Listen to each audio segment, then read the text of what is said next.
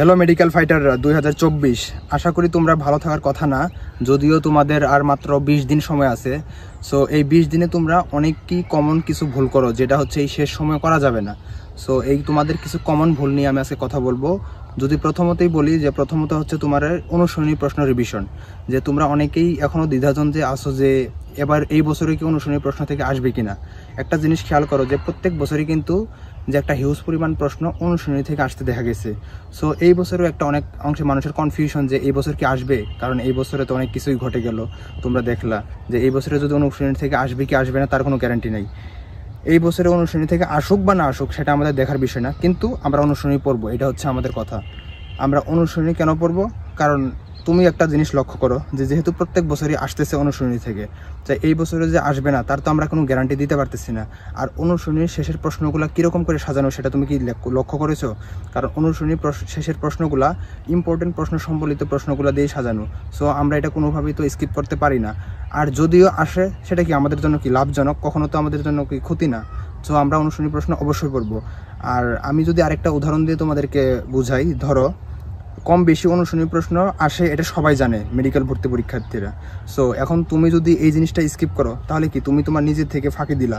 কিন্তু এই অনুশীলনী প্রশ্ন যেহেতু সবাই পড়েছে, এই প্রশ্নগুলো তুমিও পারবা যেরকম, অন্য 10 জনও সেরকম পারবে। সো এটা যদি তুমি একটা প্রশ্ন ভুল করো মেডিকেল ভর্তি পরীক্ষায়, তাহলে কি তুমি অনেক জনের থেকে পিছিয়ে পড়ে যাবা, যা কি অন্যজন তোমার থেকে এগিয়ে যাবে, যা তোমার চান্স পাওয়াকে অনেক বেশি কঠিন হয়ে যাবে। সো অনুশীলনী প্রশ্ন পড়ার কোনো বিকল্প নেই। আমি বলবো তোমরা অনুশীলনী প্রশ্ন আসুক না আসুক সেটা বিষয় না, কিন্তু অনুশীলনী প্রশ্ন আমাদেরকে পড়তেই হবে। এটা গেলো প্রথমত। আমি যদি দ্বিতীয়ত একটা বিষয় নিয়ে কথা বলি, সেটা হচ্ছে এক্সাম দেওয়া। এই শেষ সময়ে তোমরা একটা জিনিস খুবই মিস করে যাও, যেটা হচ্ছে এক্সাম দেওয়া। তোমরা অনেকেই কী করো, কোচিংগুলোতে এক্সাম দেও, পাশাপাশি বাসায় কোনো এক্সাম দাও না। এখন আমি বলবো তোমরা বাসায় অবশ্যই রেগুলার এক্সাম দেওয়ার চেষ্টা করবা। ডেইলি 2 থেকে 3টা মডেল টেস্ট তোমরা বাসায় দিবা। যে এই মডেল টেস্ট দিলে কি হবে তোমাদের জন্য, মডেল টেস্ট দিলে আর কি তোমাদের হচ্ছে যে ভুলগুলা, তারপরে তোমাদের যে কনফিউশনগুলো, বিভিন্ন কোন জায়গা থেকে তোমাদের বেশি ভুল হচ্ছে, কোন চ্যাপ্টারগুলো থেকে বেশি ভুল হচ্ছে, এই ভুলগুলো তোমরা ধরতে পারবা। তাই বাসায় যত বেশি মডেল টেস্ট দিবা তত তোমাদের ভুলগুলা, কনফিউশনগুলো ক্লিয়ার হবে। আর হচ্ছে তোমরা বাসায় যদি প্র্যাকটিস করো তখন কি একটা ফ্লোতে চলে আসবে, যে এক্সাম দেওয়ার যে একটা তোমার যে কন্টিনিউয়াসলি একটা মনোভাব সেটা থাকবে। তোমরা যত বেশি এক্সামগুলো দিবা তোমাদের ভুলভ্রান্তিগুলো তোমরা ধরতে পারবা, প্লাস হচ্ছে নিজে তোমার রিভিশনকে আরও যাচাই করতে পারবা। তাই এক্সাম কোনোভাবেই তোমরা মিস দিও না। কোচিংয়ে দাও, যেখানেই দাও, হয়তো কোচিং 1 তারিখে তোমাদের অফ হয়ে যাবে, তখন তোমরা কি বাসায় বেশি বেশি করে এক্সাম দিবা। তাই এক্সাম দিলে তোমাদের ভুলগুলো ধরতে পারবা, যেগুলো তোমরা অনেক সময় দেখবা যে এক্সামে ভুল করতেছো, অথচ তুমি হয়তো এই জিনিসটা স্কিপ করে গেছো। এই স্কিপ করা জিনিসগুলো তোমার এক্সামের প্রশ্নে উঠে আসবে, যার মাধ্যমে কি তুমি এক্সামের প্রশ্নগুলো দেখলে আর কি স্কিপ করা অংশগুলো তুমি খুঁজে বের করতে, আইডেন্টিফাই করতে সুবিধা হবে। এটা হলো এক্সাম। আমি যদি লাস্ট একটা কথা বলি, তা হচ্ছে রিভিশন।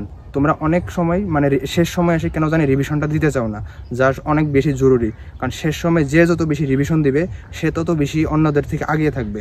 কারণ রিভিশনটা এমন একটা ম্যাজিক বুলেটের মতো কাজ করে যে তুমি ধরো যে এ পর্যন্ত 2-3 মাস কোচিং করছো, তুমি কোনো না কোনো চ্যাপ্টার অনেক বেশিবার পড়ছো, কোনো চ্যাপ্টার একটু কম পড়া হয়েছে, কিন্তু শেষ সময়ে তুমি যদি রিভিশনটা না দাও তাহলে তোমার যে আগের পড়াগুলা সেগুলা কি পূর্ণতা পাবে না।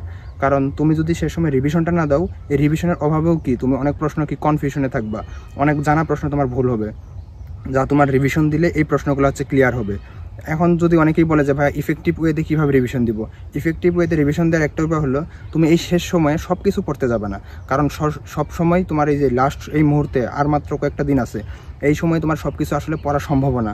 কারণ তুমি এখন তোমার সব মিলিয়ে যদি আমি বলি 55টা চ্যাপ্টার, বায়োলজি, ফিজিক্স, কেমিস্ট্রি, আরও তো জিকে, ইংলিশ আছেই, তুমি সব মিলিয়ে যদি পড়তে চাও ওভাবে তুমি আর কি কভার করতে পারবে না। এই শেষ সময় তুমি রিভিশন দেওয়ার একটা এফেক্টিভ ওয়ে হচ্ছে সব কিছু না পড়া, একটু টেকনিক্যালি পড়তে হবে, কোন জিনিসটা ছাড়তে হবে আর কোন জিনিসটা আমাদেরকে পড়তে হবে, এই বিষয়টা যেন আমরা ক্লিয়ার কনসেপ্ট থাকতে পারি।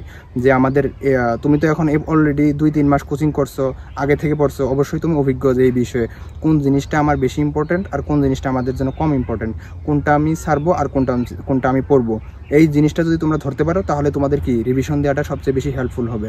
কারণ তুমি একটা চ্যাপ্টারে সব কিছু কিন্তু এখন লাস্ট মুহূর্তে পড়বা না।